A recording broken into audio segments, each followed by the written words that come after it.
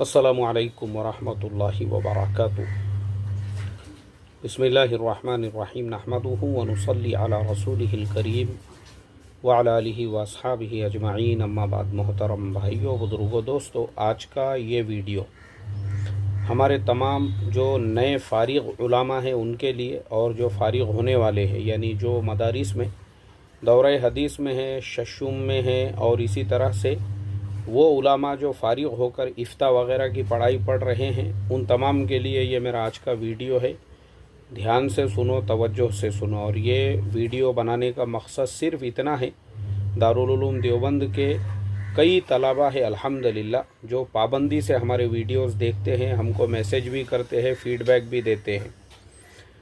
उन्हीं में से एक तालिब इल्म, उनका काफ़ी तवील मैसेज था, तो मैंने सोचा कि भाई मैसेज का जवाब देने से बेहतर ये है उसको बाज़ाब्ता वीडियो की शक्ल में जवाब दिया जाए, ताकि बाकी उलमा के भी काम आ सके। दारुल उलूम देवबंद के अलावा जो तलबा नदवतुल उलमा लखनऊ से फ़ारिग़ होने वाले हैं या नए फ़ारिग़ीन हैं, इसी तरह से मज़ाहिर उलूम है और जामिया इस्लामिया इशाअतुल उलूम अक्कल कुआं है, और इसी तरह से महाराष्ट्र के भी मुख्तलिफ़ मदारिस है।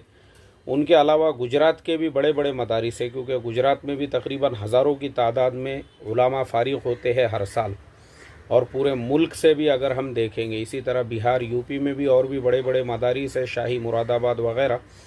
उन सब के लिए ये मेरा मैसेज है, ध्यान तवज्जो से सुनो। पहले मैं दारुल उलूम देवबंद के उन तालिब इल्म का ख़त पढ़कर सुनाता हूँ।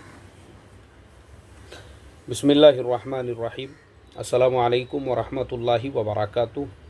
उम्मीद के हज़रत वाला खैरियत से होंगे। बादहू अर्ज़ है कि मैं आपके मजलिस में पढ़ाई की वजह से शामिल नहीं हो पा रहा हूँ, क्योंकि दारुल उलूम देवबंद में दौरे हदीस के घंटे मगरिब और इशा के बाद भी होते हैं। हज़रत मेरे वालिद मोहतरम की बहुत पहले वफ़ात हो चुकी है।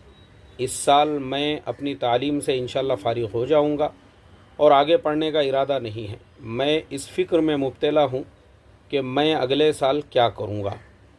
बस आपकी एक वीडियो पर नज़र पड़ी तो मेरा हल निकल गया। वो ये कि आप एक साहब से कतर में इमामत के बारे में बात कर रहे हैं। मेरे दिल में ख़्याल आया कि क्यों ना मैं भी इमामत की तैयारी कर लूँ। आपकी क्या राय है? उम्मीद करता हूँ कि आप रहनुमाई फ़रमाएंगे। और उसके बाद उन्होंने बहुत सारी दुआएं मुझे दी है और नीचे अपना नाम वगैरह लिखा है। चलिए, अल्लाह उनकी तमाम दुआओं को कबूल फ़रमाएँ, आमीन सुम्मा आमीन। अब हम आते हैं उनके जवाब पर, लेकिन उनका जवाब देने से पहले मैं थोड़ा सा मरसिया होता है ना, मरसिया, वो मरसिया अर्ज़ करना चाहता हूँ। हमारे अइम्मा का, उलमा का आज भारत में क्या हाल है, फिर वो मरसिया जब मैं पढ़ूँगा तो उसके बाद ही मेरे ज़ुबान से जो है बाद में उसका हल और सॉल्यूशन निकलेगा। हमारे तमाम ही जो नए फ़ारिग़ीन हैं और तमाम ही मदारिस में पढ़ने वाले जो उलमा हैं, मैं आप तमाम लोगों को बस यही कहना चाहूँगा, देखो, इमामत और तदरीस ये इतने ऊंचे दर्जे की चीज़ें हैं, लेकिन अलमिया ये है, हमारे भारत देश में इमामत और तदरीस ये दोनों भी आज बिज़नेस के दायरे में आ चुके हैं। मैं आपको वजाहत करके बताऊँगा। आज हमारी मस्जिदें, जिन लोगों का मस्जिदों पे तसल्लुत है, जो मस्जिदों की कमेटी वाले हैं, जो मस्जिद के सदर है, या मस्जिद के अंदर बहुत सारे मुसल्ली भी ऐसे होते हैं जिन लोगों को इमाम से, यानी वो ये चाहते हैं कि इमाम हमारा ग़ुलाम बनकर रहे। बहुत से मुसल्ली ऐसे भी रहेंगे जो आपसे दिल से मोहब्बत करेंगे, लेकिन एक बहुत बड़ी तादाद उन हासिदीन की भी होंगी। आप मस्जिद में आए इमामत के लिए, आपने अपनी जान, जिगर, दिल, गुर्दा सब कुछ झोंक दिया, आप सारी खिदमत में लगे हुए हैं, आप उनके बच्चों को पढ़ा भी रहे हैं, उसका अच्छा रिज़ल्ट भी आ रहा है। उनको उससे उतनी खुशी नहीं होगी जितना हसद और जलन इस बात से होगा कि इमाम साहब हमारे महल्ले में जब आए थे तो इनके पास तो मोटरसाइकिल भी नहीं थी, अब तो इन्होंने बाइक भी ले लिए। इमाम साहब ने तो किराए का मकान भी ले लिए। इमाम साहब का तो बैंक में अकाउंट भी खुल गया। इमाम साहब ने तो ड्राइविंग लाइसेंस भी बना लिए। इमाम साहब ने तो अपने बीवी बच्चों का आधार कार्ड भी बना लिए। मतलब ज़बरदस्ती का हसद और जलन बहुत लोग होंगे इस तरह से। क्यों? इसका रीज़न क्या है पता है आपको? इसका रीज़न है गुर्बत, इसका रीज़न है इफलास। आप जिस इलाक़ों में भी, भारत के मुसलमान मैं भारत में उसको भी गरीब और मुफलिस समझता हूँ जो 1 करोड़ के घर में रहता है। हमारी जो मेंटालिटी है वो गुर्बत और इफलास वाली ही है। ये मेरी बात एकदम ध्यान से याद रखो आप लोग। तो इसी वजह से अब हमारे यहाँ क्या हो चुका है, मस्जिदों में कोई निज़ाम नहीं है। इमाम को मस्जिद में इमामत के लिए रखने का कोई निज़ाम नहीं है, निकालने का कोई निज़ाम नहीं है, और निकालने और रखने के लिए जो उसूल होंगे वो सिर्फ हसद और जलन की बुनियाद पर होंगे, वो कोई शरई उसूल नहीं होंगे। बल्कि कुछ लोगों को आपसे हसद और जलन हो गया तो उन्होंने आपके ख़िलाफ़ फितने खड़े करना शुरू कर दिए, तो आप जैसे जो नए फारिगीन हैं वो परेशान हो जाएंगे। अब हमारे जैसे जो बूढ़े बाटे हैं, हमारी तो ज़िंदगियाँ चले गई। तो इन्हीं सारी बातों से परेशान होकर कुछ पुराने इमाम, रिटायर्ड इमामों ने क्या किए, स्टेट गवर्नमेंट को भी और सेंट्रल गवर्नमेंट को भी एप्लीकेशन दिए। बोले साहब ये जितने भारत में मंदिर है और जितने भी धर्म संस्थाएं हैं वो सब गवर्नमेंट के अंडर में हैं, उनके बाज़ाब्ता ट्रस्ट होते हैं, उनका बैंक में अकाउंट होता है, उनका हर 2 साल में इलेक्शन होता है। ये मस्जिदों को गवर्नमेंट अपने कब्ज़े में क्यों नहीं ले रही है?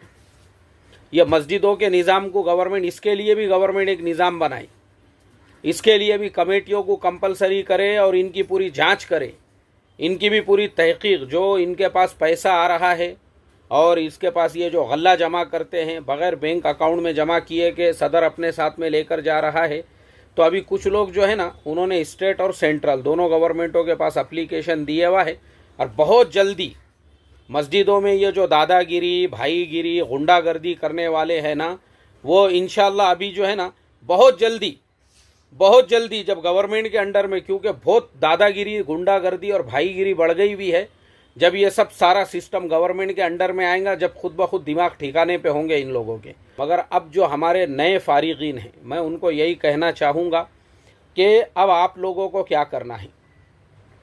सबसे पहली चीज़, हमारे ऐसे तमाम माँ बाप जिनके बच्चे मदारिस में पढ़ते हैं, वो माँ बाप की भी जिम्मेदारी है। भाई बच्चा आपका आलिम बन रहा है, बड़े फ़ख्र की बात है, माशाल्लाह हाफिज़ कुरान बन रहा है, बहुत अच्छी बात है। लेकिन आप उसको स्कूल की भी तालीम दिलाओ, उसको 10वीं कराओ, और जो उलामा हैं वो ग्रेजुएशन करे।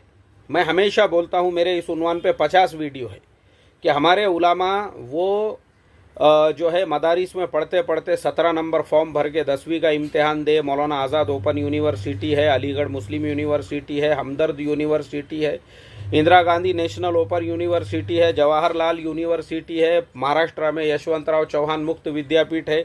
बहुत सारी ऐसी यूनिवर्सिटीज़ है जहाँ से आप जो है ना डिस्टेंस लर्निंग ओपन यूनिवर्सिटी से ग्रेजुएशन कर सकते हो। इधर आप मदरसे से फारिग हुए और उधर आप जो है ग्रेजुएट भी हो गए। मतलब आपको ग़ुलाम बनने की ज़रूरत नहीं है किसी की। आप ग्रेजुएशन कंप्लीट कीजिए, और ग्रेजुएशन कंप्लीट होने के बाद फिर आप जो है ना मदरसे से फारिग होने के बाद, और मदरसे में जब आप पढ़ते हो उस ज़माने में अरबी तकल्लुम पर अच्छा उबूर हासिल कीजिए, अच्छी पकड़ हासिल कीजिए। आज हज़ारों कंपनियां हैं जिन कंपनियों का कारोबार अरब मुल्कों के साथ में चलता है, और उन कंपनियों में हर कंपनी में उनको 2-3 लोग ऐसे लगते हैं जिनको अरबी ज़ुबान आती है। आपने मदरसे में पढ़ने के ज़माने में थोड़ा सा इंग्लिश सीख लिए, थोड़ा सा अरबी सीख लिए। मैं बता रहा हूँ ना आपको, अभी मैं एक इलाके का मैंने सफ़र किया और एक इमाम साहब मिले मुझे। वो इमाम साहब ये बतला रहे थे, बोले मुझे 3-3 महीने तनख्वाह नहीं मिलती है मस्जिद की। मैं बोला फिर आप क्या करते हैं? बोले कुछ भी नहीं, मैं खाली टाइम में साइकिल के ऊपर जो है ना वो गारीगार बेचता हूँ। गारीगार मतलब, अभी गारीगार मराठी लफ्ज़ है, उसको हिंदी में क्या बोलेंगे? गारीगार जो बच्चे लोग खाते हैं ना, पेप्सी खाते हैं, और इसी तरह से जो है इस तरह से होता है, देखो गारीगार, वो बेचता हूँ। बोले मैं गाँव खेड़े खेड़े देहातों में जाकर जो है ना, और फिर मस्जिद में आके इमामत भी कर रहे हैं, और 3-3 महीने से तनख्वाह नहीं है उनकी। और तनख्वाह कितनी है? मैं बोला हज़रत आपकी? बोले तनख्वाह मेरी 6,000 रुपये है। ये ज़बू हाली, और हालांकि अगर आप सही से मैनेज करोगे तो 6,000 रुपये भी तनख्वाह आराम से निकल सकती है। मगर चूँकि हमको खाली सदर बनने का है, हमको सेक्रेटरी बनने का है, हमको ज़िम्मेदार बनने का है, बाकी काम हम नहीं करेंगे, तरतीब नहीं बनाएंगे, मैनेजमेंट नहीं करेंगे, महल्ले वालों को। और ये सब क्यों नहीं होता? महल्ले वाले भी पैसे क्यों नहीं देते? उनके इख्तिलाफ रहते कमेटी वालों से और सदर साहब से। महल्ले वाले बोलते हर 2 साल में इलेक्शन कराओ, सदर बदलो, मोहल्ले का हर घर आपके मस्जिद में पैसे देगा उसके बाद में। तो ये प्रॉब्लम्स की वजह से 6,000 की भी तनख्वाह उनकी वसूल नहीं हो रही है। एक इमाम साहब हो गए, दूसरे इमाम साहब गुजरात के, वो मेरे शेयर मार्केट के लिस्ट में हैं और उन्होंने दर्द भरा अपना हाल लिख कर भेजे कि भाई मैं खाली महीने के 10,000 रुपये जो है मैं, यानी मेरी आमदनी है, टोटल इमामत भी है और बच्चों को भी पढ़ाना है, उसी में आप मुझे कुछ तो भी जो है शेयर मार्केट के बारे में बताइए। और मैंने आपके लिंक से अकाउंट ओपन किया। तो मैंने वो इमाम साहब से पूछा, मैं बोला भाई इमाम साहब आप उसी ज़िले के हो जिस ज़िले का जो जिस ज़िले में आज 10 करोड़ की एक मस्जिद बनी है जिसका सोशल मीडिया पे हंगामा मचा हुआ है? बोले जी जी मुफ्ती साहब, मैं उसी ज़िले का हूँ जहाँ 10 करोड़ की मस्जिद बन गई, एक एक मीनारे पे 1-1 करोड़ खर्चा हो गए, लेकिन इमाम साहब को 10,000 रुपये ही तनख्वाह है, वो भी इमामत की नहीं, इमामत के साथ 2 टाइम मकतब भी पढ़ाना है उनको, और फिर कोई तिजारत कारोबार भी नहीं कर सकते हैं। ये जिल्लत है, ये जिल्लत, इसके अलावा कुछ भी नहीं है कि तुम मस्जिद 10 करोड़ की बना रहे हो और इमाम को तनख्वाह दे रहे हो 10,000 रुपये। शर्म आना चाहिए यार। मैंने बोला ना, यही सारी हरकतों से परेशान होकर कुछ लोगों को मजबूरन एप्लीकेशन देना पड़ा सेंट्रल गवर्नमेंट और स्टेट गवर्नमेंटों को कि तुम ये सारे निज़ाम को कंट्रोल में लो। इनकी दादागिरी भाईगिरी तभी कंट्रोल में आएंगी, नहीं तो साला ये तो गुंडों का इस्तेमाल कर रहे हैं, गंजेटियों का, गांजे वालों का, दारू वालों का, एरिया के भाई लोगों का हफ्ता वसूली करने वालों को मस्जिदों के मामलात में घुसा रहे हैं इमाम को दबाने के लिए इमाम का मुंह बंद करने के लिए। लगाओ गुंडों को, लगाओ। तुम कितने गुंडे लगाते, अल्लाह ताला ने तुम्हारे ऊपर योगी आदित्यनाथ को मुसल्लत किया है। अल्लाह ताला ने तुम्हारे ऊपर जो मुसल्लत किया ना, तुमको ठेसने को और सीधा करने के लिए, इसीलिए किया है। तुम इन्हीं के जरिए से सीधा हो सकोगे, वरना तो तुम तो जुबानें बंद कर रहे हो लोगों की। तुम तो गुंडों का इस्तेमाल कर रहे हो, दादा और भाई लोगों को लेकर आ रहे हो इमामों की और उलामा की जुबानें बंद कराने के लिए। तो बताने का मकसद ये है कि हमारे जो नए फारिग उलामा हैं, आप क्यों जलील कराने पे तुले हुए हो अपने आप को? बिल्कुल ज़रूरत नहीं है। ये हाल है हमारे मस्जिदों का। तो अब फिर आपको, अगर आप इस तरह से कोई कंपनी में जॉब के लिए अप्लाई करते हो, हर जगह अरबी मुतरजिम की ज़रूरत होती है, हर इदारे में आज ज़रूरत है। पता है आपको, शुरुआत में ही वो आपको 30,000 रुपये तनख्वाह देंगे, बग़ैर किसी एक्सपीरियंस के, बग़ैर किसी तजुर्बे के। खाली थोड़ी इंग्लिश सीख लो, अरबी भी सीख लो, मदरसे में अभी तो पढ़ी रहे हो, पूरा साल है आपके पास, और ग्रेजुएशन कर लो जैसा मैंने आपको बताया इस तरीके से ओपन यूनिवर्सिटी से। उसके बाद किसी कंपनी में जॉब करना। हमारे ऊपर अपने ईमान की हिफाजत फ़र्ज़ है।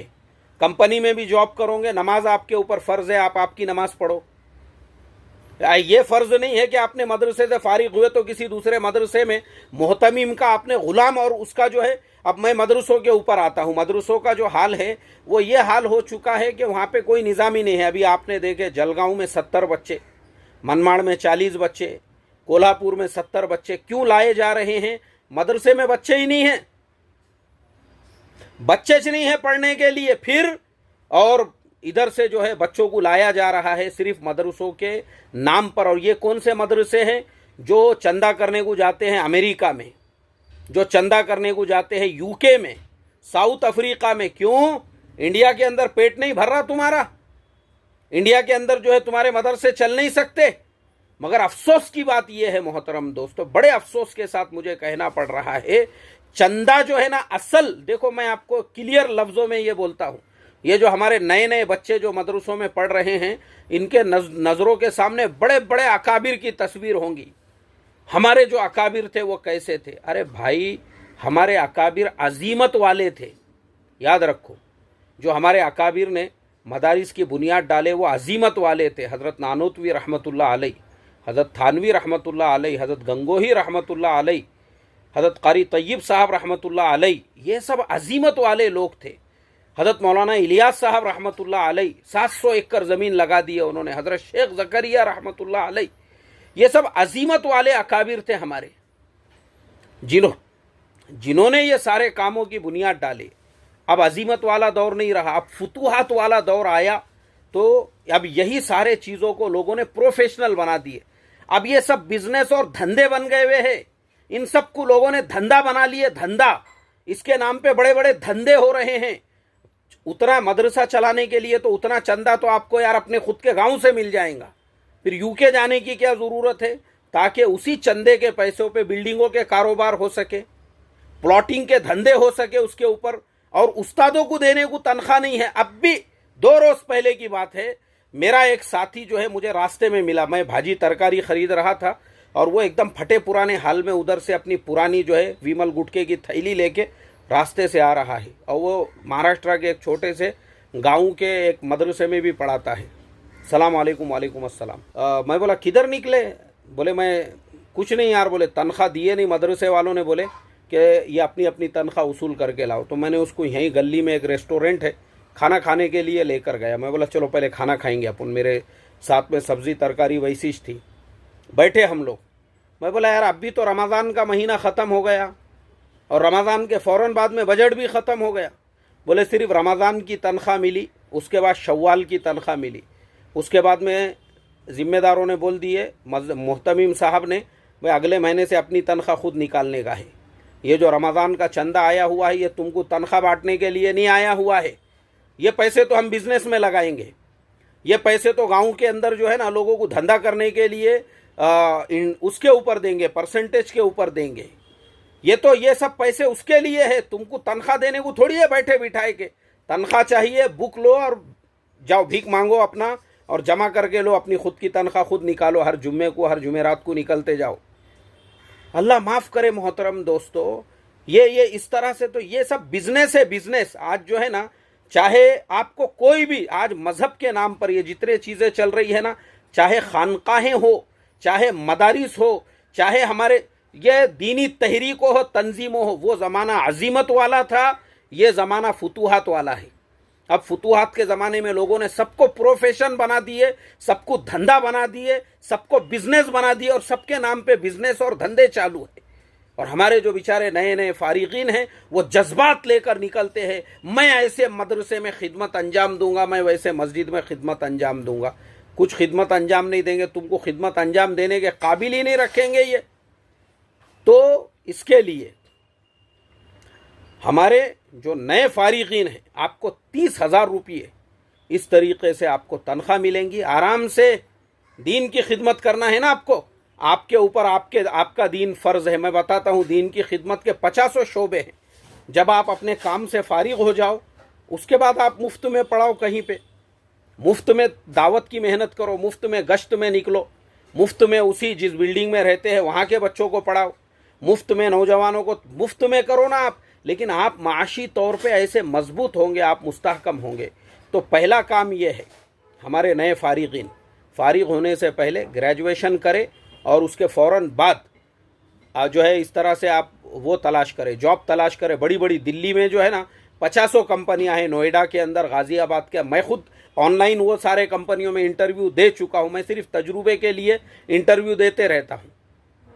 इसी तरह से दिल्ली हो गया, उसके अतरा फरीदाबाद वगैरह।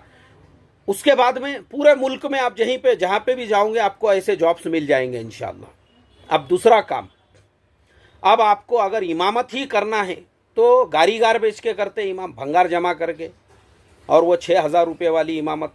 उससे अच्छा ये है, हर मुल्क की जो वज़ारतुल औक़ाफ़ है, ओमान की वज़ारतुल औक़ाफ़, कतर की वज़ारतुल औक़ाफ़, यूएई की वज़ारतुल औक़ाफ़, सऊदी की वज़ारतुल औक़ाफ़, कुवैत की वज़ारतुल औक़ाफ़, बहरीन की वज़ारतुल औक़ाफ़, किसी भी मुल्क की वज़ारतुल औक़ाफ़ में आप चले जाइए और वहाँ पे इमामत के एक कॉलम होता है करियर बोलकर, CAREER, करियर के कॉलम में जाइए और वहाँ पे आपको मिलेगा, वहाँ पे उनको किस किस चीज़ की ज़रूरत है। जैसे वहाँ उनको मुअल्लिम की ज़रूरत है, वहाँ उनको जो है इमाम की ज़रूरत है, तो वहाँ आप अपने डिटेल्स भर दीजिए। वो आपका ऑनलाइन इंटरव्यू लेंगे और वो अगर ज़रूरत पड़ी तो आपको कतर बुला लेंगे, यूएई बुला ले। मैं जाके आया हूँ यूएई के वज़ारतुल औक़ाफ़ के ऑफ़िस में, उनसे पूरी बात करके आया हूँ। उस पर मैं अलग वीडियो बना के डालूँगा। अभी मैं जितना बता रहा हूँ उस पर अमल करो, उसमें अपने डिटेल्स डाल दीजिए और ऑनलाइन वो आपका इंटरव्यू लेंगे और वो इंटरव्यू आप दीजिए उनको। और वहाँ जाने के बाद वो आपको 2-3 महीने ट्रेनिंग देंगे और फिर वहाँ जाके आप देखिए, आपको वहाँ पे इमामत कोई आपको कोई मुदाखलत करने वाला नहीं है। आप गवर्नमेंट के वहाँ पे मुलाजिम होते हो, आपको पूरा लिख कर दिया जाता है आपको कौन सी नमाज़ पढ़ाना है और क्या करना है, और आपको उसके अलावा आपको एक कार दी जाती है, आपको वहाँ रहने के लिए एक मकान दिया जाता है, और आपकी तनख्वाह इंडिया के हिसाब से 1.5 से 2 लाख रुपये होती है। अब इमामत वहाँ भी करना है आपको, लेकिन पूरी इज्जत के साथ। ये नहीं है कि कोई भी आके आपको जो है इमाम साहब को ये भी दादागिरी बता रहा, वो भी बोल रहा वो। और इज्जत जो है ना वो बहुत ऊंचे दर्जे की चीज़ होती है, और वो उन्हीं के पास होती है जो खुद इज्जत वाले होते हैं, जो जलील कुत्ते हैं, गटर में रेंगने वाले डुक्कर है, जो जिल्लत में ऐसे गोते मार रहे हैं डू डू करके। ऐसे डुक्करों को क्या इज्जत पता चलेगी? ये खुद जलील कुत्ते हैं। ये जो इमामों की इज्जत नहीं करने वाले हैं ना भाई, ये जलील कुत्ते, इनको ये खुद जलील कुत्ते हैं, तो इनको क्या इज्जत मालूम रहेगी? इमाम की इज्जत वो करेगा जो खुद इज्जत वाला होगा। जो जलील कुत्ता रहेगा, गटर में रेंगने वाला, उसको क्या इमाम की इज्जत पता होगी? तो आपको पता चलेगा वो मुल्कों में जब आप जाके इमामत करोगे ना, इज्जत किसे कहते हैं। वहाँ के लोग इमाम का मकाम और मर्तबा, क्योंकि वो अजीज लोग हैं, अरब है ना भाई, वो अरब है वो, इसके लिए यहाँ अपने वहाँ के जैसे गटर में रेंगने वाले डुक्कर नहीं है, अरब है वो। तो उनको पता है इमाम का मकाम क्या है, इमाम का मर्तबा क्या है, वो इमाम की वैसी इज्जत करेंगे। ये कुत्ते जो है इमाम के खिलाफ साजिशें करेंगे, ये डुक्कर, ये जलील कुत्ते हैं, ये जलील कुत्ते, ये जलील सुअर और जो डुक्कर है ना, क्योंकि ये खुद जलील है ये, तो इनको ये यही कर सकते हैं, इमामों के खिलाफ साजिशें, इमामों के खिलाफ मक्कारियाँ, इमाम के खिलाफ में जो है, क्योंकि ये खुद जलील कुत्ते हैं, इनको इज्जत नहीं मालूम है, तो ये क्या दूसरे की इज्जत को समझेंगे? इज्जत को वो समझेंगे जो इज्जत वाले लोग हैं। वो कौन से लोग हैं? अरब लोग हैं। अभी मैं यूएई गया था, वहाँ मैंने नमाज पढ़ाया हूँ, और मैं अभी आपको क्या बोलूँ, और मैं आपको बता देता हूँ, मैं इंडिया में जब रहता हूँ ना, मैं इंडिया के स्टाइल में नमाज पढ़ाता हूँ, अल्हम्दुलिल्लाह, क्योंकि यहाँ के लोगों को ऐसी ही क़िरत समझ में आती है। यहाँ के भिखारियों को अगर तुम सुदैस और शुरैम की आवाज़ में क़िरात सुनाओगे और ये सोचोगे ये तुम्हारी बहुत वाहवाही और इज्जत करेंगे, अरे ये कुत्तों को काई की इज्जत मालूम है इनको? ये अल्हम्दुलिल्लाह वाले लोग हैं ये। वहाँ जब मैंने नमाज पढ़ाया, मेरे भी अलग अलग स्टाइल है अल्हम्दुलिल्लाह क़िरात करने के। अब मैंने पढ़ा वहाँ पे अरबों के अंदाज में, और जैसे ही मेरी नमाज ख़त्म हुई, वो वो प्रॉपर अरबों की मस्जिद थी, वहाँ इंडियन लोग कोई भी नहीं थे। मैं अभी क्या क्या बोलूँ आपको, वो अरबों के तासुरात, अल्लाह उनकी मोहब्बतों को कबूल फरमाए, वो सब जमा हो गए, वो मुलाकात करने लगे, मिलने लगे, माशाअल्लाह दुआएं देने लगे, कहाँ से है, किधर से है, कोई मेरा नंबर ले रहा है, कोई मेरे से बात कर रहा है, कोई पूछ रहा है, अल्लाहु अकबर। तो वो अरब जो है ना, वो उनको कदर होती है इमामों की, तो वो इज्जत वाले लोग होते हैं। तो इसके लिए जो है ना, आप वहाँ पे इमामत करो, फिर आपको देखो फ़र्क समझ में आएगा वो कैसे लोग होते हैं। तो मैंने यहाँ तक बता दिया। अब इसके अलावा भी मैं इंशाल्लाह ये टॉपिक के ऊपर, और हमारे जो नए फ़ारिगीन हैं, किसी का कुछ रिक्वायरमेंट रहा, आप मुझे नीचे कमेंट करना, मैं उस उन्वान के ऊपर भी वीडियो बना के चैनल पे अपलोड करूँगा। और मुझे सिर्फ़ अपनी दुआओं में याद रखना बस। और मेरे ख़िलाफ़ में आपने देखे होंगे जो वीडियो वगैरह चलाए जाते, तो समझ जाना कि ये मेरे ख़िलाफ़ में वीडियो बनाने वाले जो है ना, ये किसी ना किसी ऐसे ही मज़हब को बेचने वाले ताजिर के बंधुआ मजदूर है, ये ऐसे ही किसी मुहतमिम के पाले हुए कुत्ते हैं, ये ऐसे ही किसी सदर के, और ये ऐसे ही जो असल मसला जो है ना, देखो मैं आपको बता देता हूँ, हम जो है ना, एक तो ऊपर के दर्जे के लोग हैं, नीचे के दर्जे के, हम सब नीचे के दर्जे के लोग हैं, हमारी कोई ज़िंदगी नहीं है। और हम लोगों को भड़काने, वरगलाने और हमको गुमराह करने के लिए ये ऊपर के दर्जे में जो बैठे हुए मज़हब को बेचने वाले जो भेड़िए हैं, इनको डर लगता है। आप लोग होशियार हो गए मेरी बातें सुन सुनकर, तो इनको हजरत हजरत हजरत हजरत हजरत हजरत हजरत हजरत करके इनको कौन गाभन करता रहेगा। तो इसके लिए मेरे खिलाफ में जो है मुहिम चलाई जाए, ताकि तुम मेरे बयानात सुनकर होशियार मत बनो और इनको हजरत हजरत हजरत करके जो है गाभन करते रहो इनको। बस यही इनका मकसद होता है। तो इसके लिए ये क्या करते हैं, अपने पिल्लों को, अपने पंटरों को, अपने छपरियों को, अपने टपोरियों को, अपने पाले हुए कुत्तों को मेरे खिलाफ में खड़े करते हैं। अकबर हाशमी जो है वो मदरसों का मुखालिफ है और उलामा का मुखालिफ है। हालांकि मुझे सबसे ज्यादा मदारिस और उलामा की फिक्र है, इसीलिए मैं 35 उलामा को हर महीने 2000 रुपये पेंशन देता हूं, मालूम है मुझे। लेकिन मसला यह है कि मैं फिक्र करता हूं नीचे के दर्जे के उलामा की, बड़े दर्जे वालों को तो मैं दुश्मन लगता हूं ना, इसके लिए अपने टपोरियों को, छपरियों को, पंटरों को बिठाने का काम करते वो। तो आप लोग ऐसों से चौकन्ना रहो, होशियार रहो, और जो आम अइम्मा और आम उलामा है वो ये समझो कि मैं उनकी आवाज हूं, तो मुझे आपके सपोर्ट की जरूरत है। सब मेरे साथ में हो जाओ। देखो उसके बाद में फिर ये जो सदर, ये मोहतमिम और ये जो कमेटी और ये जो ट्रस्ट है, इनका घमंड हम कैसे पानी में मिलाते हैं। बस अल्लाह ताला से यही दुआ करता हूं, अल्लाह ताला हमको उलामा की कदर करने की, अइम्मा के कदर करने की तौफीक अता फरमाए, और हमारे नए फारिगीन बिल्कुल इनके जाल में आने का नहीं, और अपने फ्यूचर और अपने मुस्तकबिल का खुद जो है सोचने का, और बड़े बड़े कंपनियों में जॉब के ऑफर और बाहर मुल्कों में इमामत के ऑफर है, उसी के ऊपर जो है गौर व फिक्र करने का। अस्सलामु अलैकुम व रहमतुल्लाहि व बरकातुहू।